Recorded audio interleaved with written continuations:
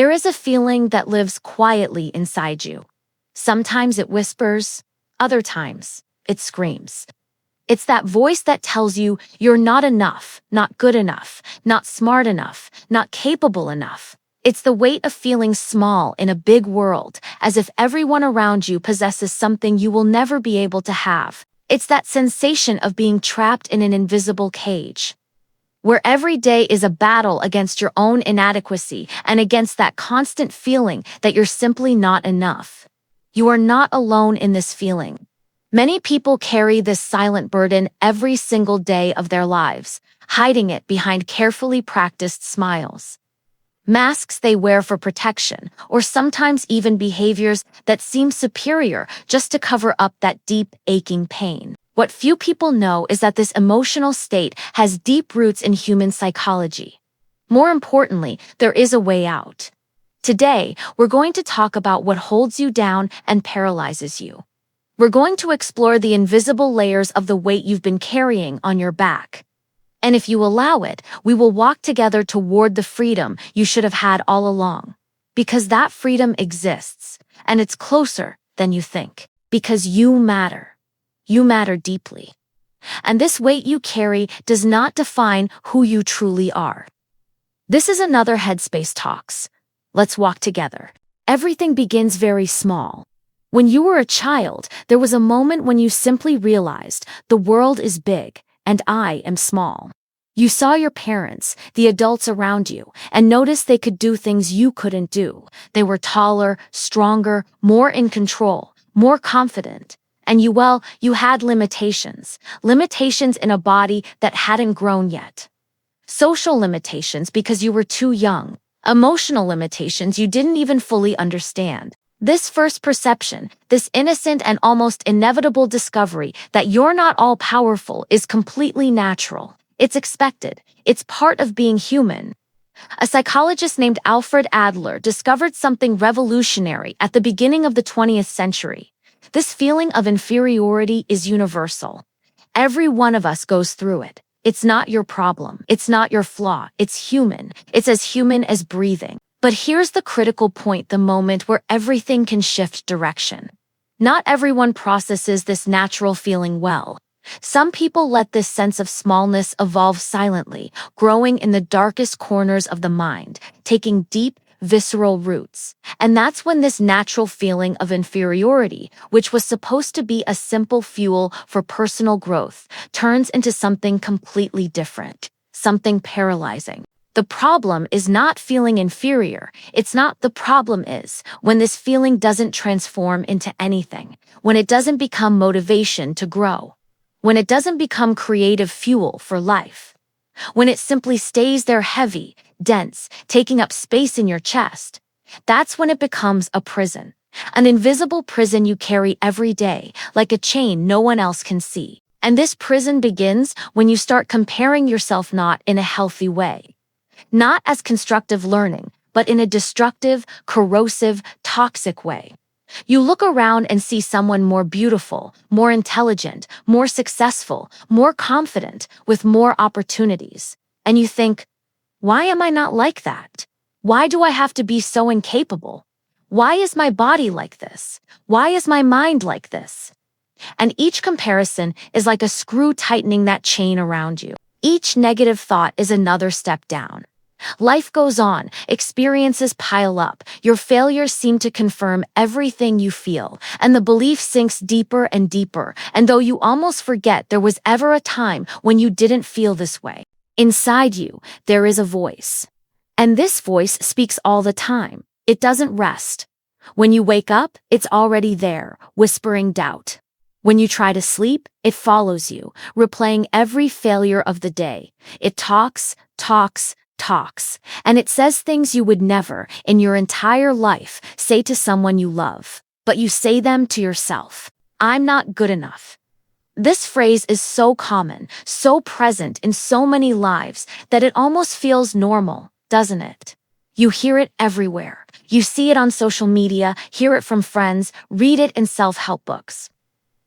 But when this voice becomes a psychological prison, when it doesn't stop there, it evolves. It deepens. It says worse things. I'm not attractive enough. I'm not worthy enough. I don't deserve anything. I'll never make it. And here's the most brutal part. You believe it. Or at least, part of you does. A part of that little boy or girl who was hurt, who was rejected, who once received toxic messages about who they were. And when you believe this, when you internalize it, your whole body reacts. You shrink. You take up less space. You avoid challenges because you're sure you will inevitably fail. You blame others for your limitations because it's easier than facing responsibility. You play the victim because it's less terrifying than realizing you have agency over your own life. This inner voice creates a cycle, a poisonous, seemingly inescapable cycle where thought fuels emotion, emotion fuels behavior, and behavior reinforces the thought. You think you can't do something, so you don't try. Because you don't try, of course you don't achieve it. And then you think, see, I knew I couldn't. How foolish to even imagine I could. The prophecy fulfills itself. The belief hardens. The complex deepens. It's a bottomless pit, but there is something important, something crucially you need to know right now. That voice is not the truth. It may sound true, it may seem convincing, even backed by evidence, but it's not. It's just a pattern. A mental pattern that was created in you, taught to you, reinforced through years. And patterns can be broken. Voices can be questioned. Voices can be silenced. Not overnight, but they can, and you can do it. Here's the part that hurts the most, that requires courage. You are not supposed to be your own enemy. But when you're trapped in an inferiority complex, that's exactly what you become. You become your own aggressor. You become the one who hurts you the most. You judge yourself with a cruelty you would never use on anyone else. If a friend made a mistake or failed, you would comfort them instantly. You'd put your hand on their shoulder and say, "It's okay, you're human, it's all right."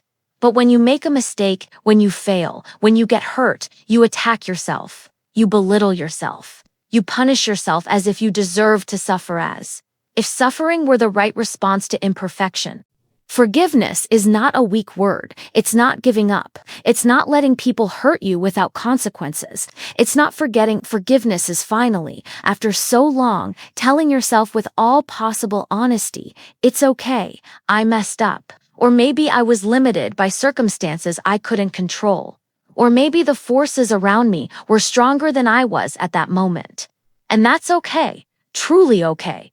I can learn from this. I can grow from this. Self-compassion is looking at yourself, not the physical mirror, but the mirror of your heart, your soul land, acknowledging your own pain, acknowledging that you suffer, acknowledging that you're wounded, and instead of attacking that wound, making it bleed even more, you hold it gently. You say, "I see you, I feel you, and I'm here for you. You're not alone in this pain." Often, when you live with an inferiority complex, you also carry resentment.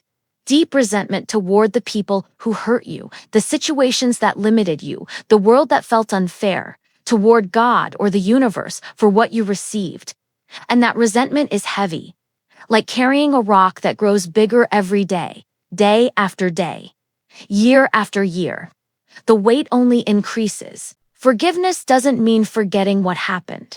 It doesn't mean what they did was right. It means letting go of the weight.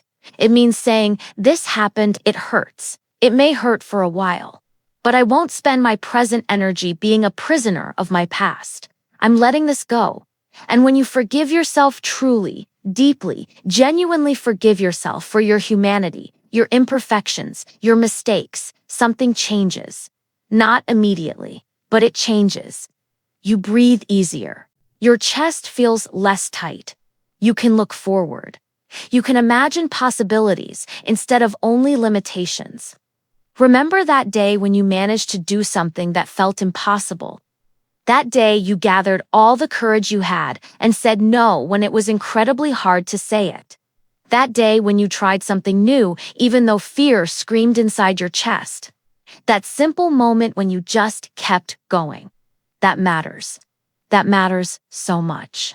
More than you realize. When you live with an inferiority complex, It's so easy to look at the impossible mountain on the horizon and think, I'll never make it. It's impossible. Why even try? But here's a secret few people understand. You don't need to climb the entire mountain today. You don't need to reach the top this week or this year. You just need to take one step. One small, humble, almost invisible step. Then another. Then another. And each step, every single INA's, a small victory. Each one is living evidence that you're more capable than your inner voice says.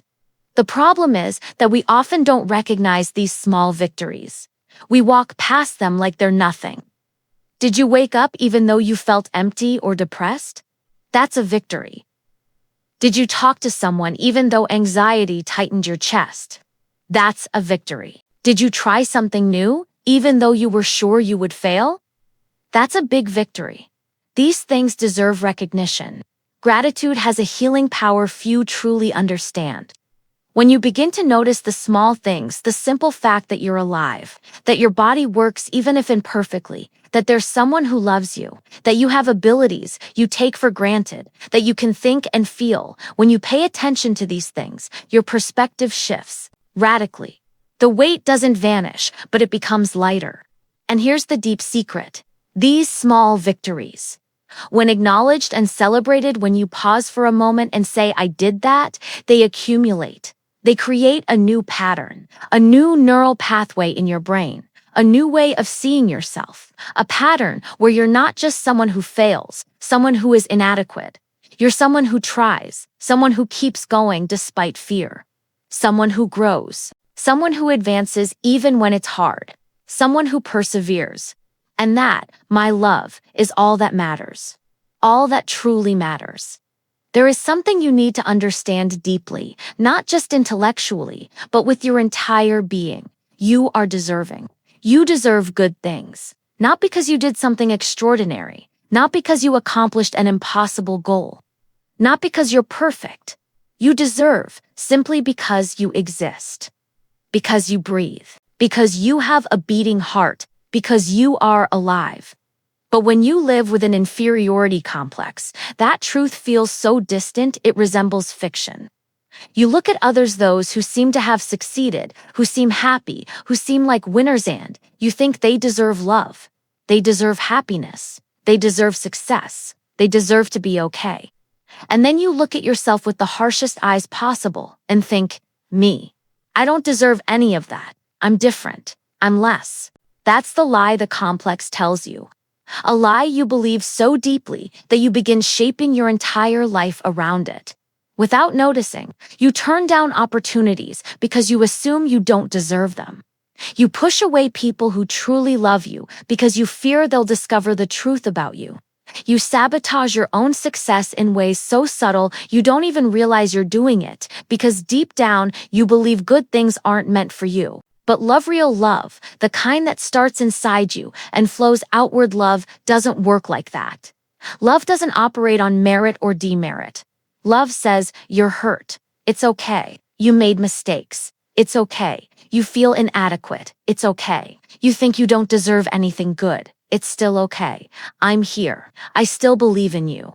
Because you deserve to be here. Deserving isn't something you earn. It isn't a prize you win after an impossible race. Deserving is your birthright. It's as natural to you as your heartbeat or your eyes.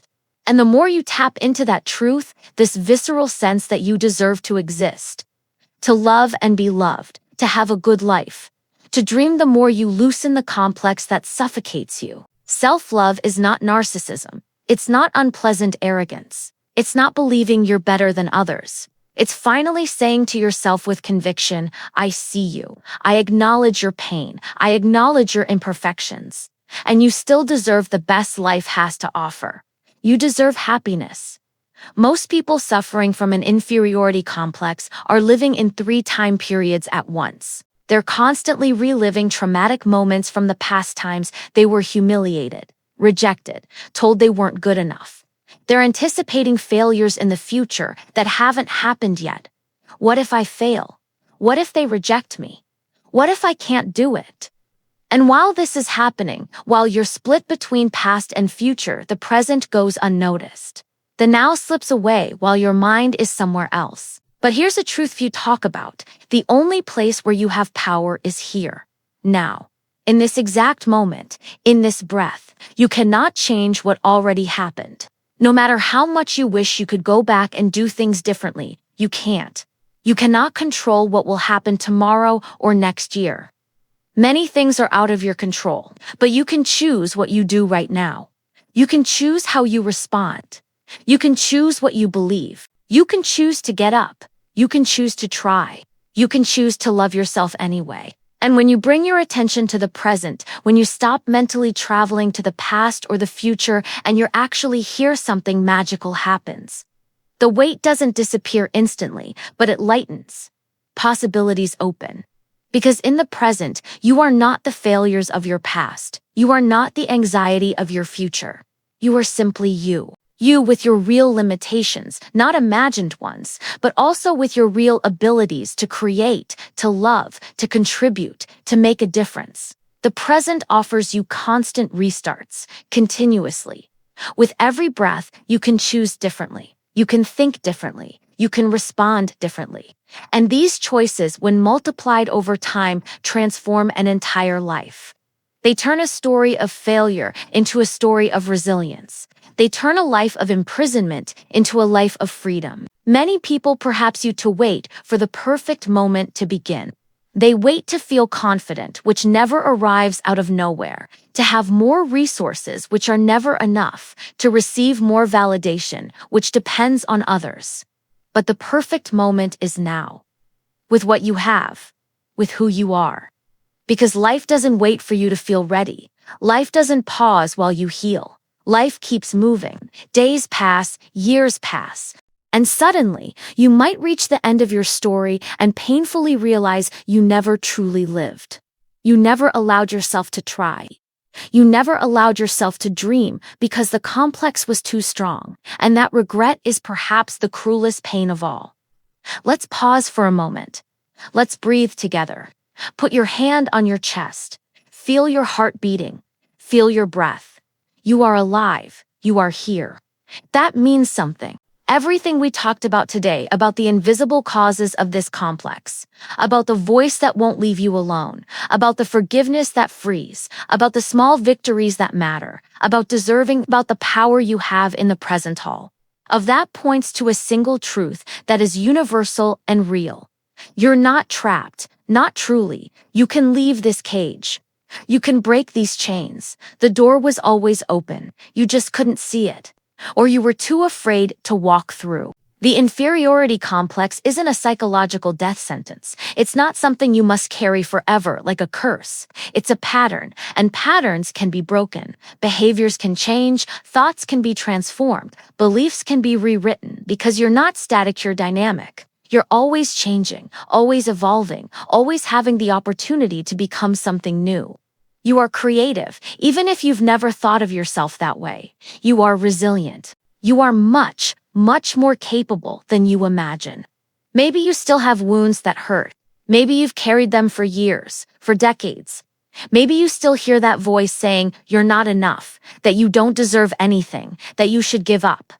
That's okay. It doesn't mean you failed. It means you're human. And being human means being in perpetual process. A continuous process of healing, growth, and beginning again. When you finally understand, and this may take time, when you understand that your uniqueness, the thing you always saw as a defect, a limitation, the reason you're less than others, is exactly what makes you valuable, something shifts at the deepest level. There is no other human on earth with your fingerprint. No one else with your exact combination of experiences. The pain you've survived, the dreams you have, your particular strengths. There isn't. And that's not small. That's everything. It's everything you need.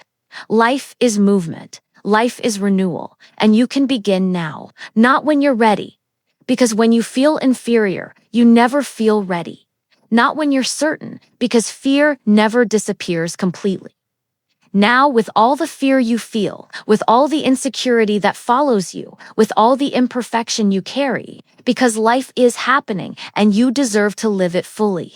You deserve to feel capable. You deserve to be here. So breathe, feel your heart beating. Remember that you made it this far, to this exact moment even, with everything you carry.